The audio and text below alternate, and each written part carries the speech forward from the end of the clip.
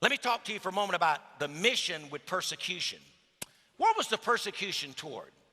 Was it toward me? No. It's toward Christ. You say, but I feel it. Yeah, because if it can affect you, God won't be glorified through your life. But it's ultimately toward God. Somebody says the devil hates me. I'm not even sure he knows most of us are around.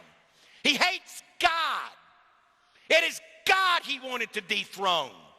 You may say, well, I believe he'd like to bring you down too, Pastor Johnny. Well, the only reason he wants to bring me down is that I can no longer plant truth in your life that will glorify God. It is a God factor, ladies and gentlemen. It's not about you. It's not about me. It's not about us. It's about God. And so he's saying, look what he says. Look at verse 23. And about that time there arose a great commotion about the way. It didn't say about Paul. What is the way? The way would be equivalent to saying about Christianity. Jesus Christ said, I am the way, the truth, and the life. It was against the way. The persecution came against Jesus Christ. Why? Look at verses 19 and verse 20 in particular, chapter 19. The word of God was prevailing.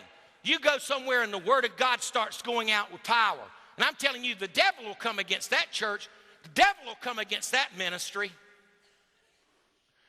And he will find his greatest heyday in the life of those of you that are gossipers, believe anything you hear without testing the spirit. God, I'm going to help you illustrate this thing. Look at verse number 24.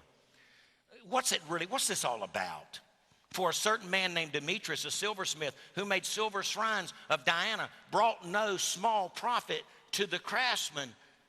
And that means all the other silversmiths. He called them together with the workers of similar occupation and said, men, you know that we have our prosperity in this trade. What's prosperity got to do with them opposing the gospel? We'll keep reading. Moreover, you see and hear that not only at Ephesus, but throughout almost all of Asia, this Paul has persuaded and turned many people, saying that they are not gods which are made with hands.